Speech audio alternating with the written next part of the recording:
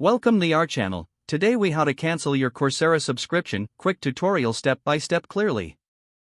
To begin, log in to your Coursera account using your credentials. Once logged in, navigate to your profile icon located in the top right corner of the screen. Click on the profile icon to reveal a drop-down menu.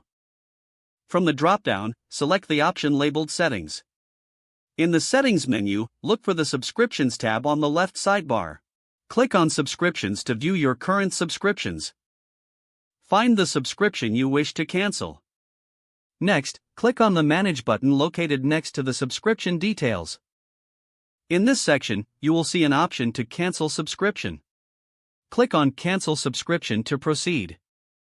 A confirmation prompt will appear asking if you are sure you want to cancel.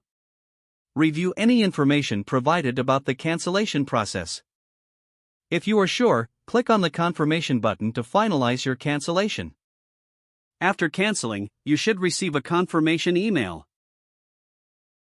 Check your email to ensure that the cancellation has been processed successfully.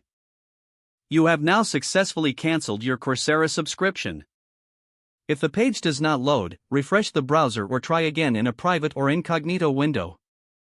Make sure you are using the correct email address, then retype it carefully to avoid small typos.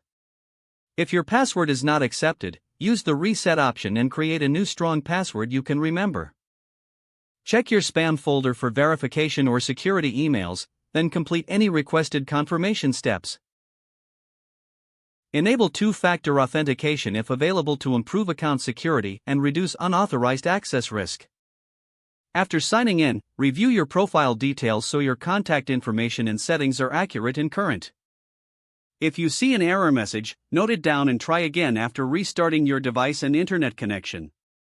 Log out when you finish, especially on shared devices, to keep your account and payment information secure. If the page does not load, refresh the browser or try again in a private or incognito window. Make sure you are using the correct email address, then retype it carefully to avoid small typos. If your password is not accepted, use the reset option and create a new strong password you can remember. Check your spam folder for verification or security emails, then complete any requested confirmation steps. Enable two-factor authentication if available to improve account security and reduce unauthorized access risk. After signing in, review your profile details so your contact information and settings are accurate and current.